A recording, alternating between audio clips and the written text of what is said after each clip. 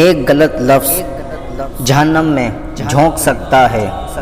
پیارے پیارے اسلامی بھائیوں، اچھی صحبتیں کامیاب ہو گئیں، زبان کی عدم حفاظت کا دور دورہ ہو گیا۔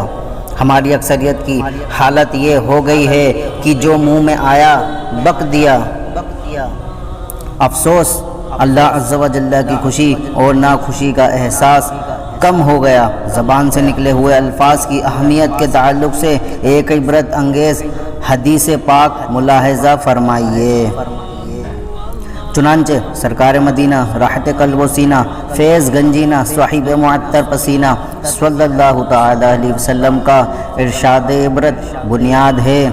بندہ کبھی اللہ تعالیٰ کی خوشنودی کی بات کہتا ہے اور اس کی طرف توجہ بھی نہیں کرتا، یعنی بعض باتیں انسان کے نزدیک نہایت معمولی ہوتی ہیں، اللہ تعالیٰ اس بات کی وجہ سے اس کے بہت سے درجے بلند کرتا ہے، اور کبھی اللہ پاک کی ناراضگی کی بات کرتا ہے اور اس کا خیال بھی نہیں کرتا، اس بات کی وجہ سے جہنم میں گرتا ہے۔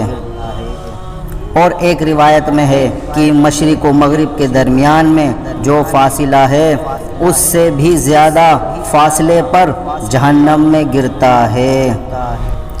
پیارے اسلامی بھائیوں، آپ نے اچھی اور بری بات کے تعلق سے حدیث پاک سنی۔ اچھی بات سننے سنانے کی عادت بنائیے، اور یہ تبھی ممکن ہے جب ہم اچھی صحبتیں اختیار کریں گے۔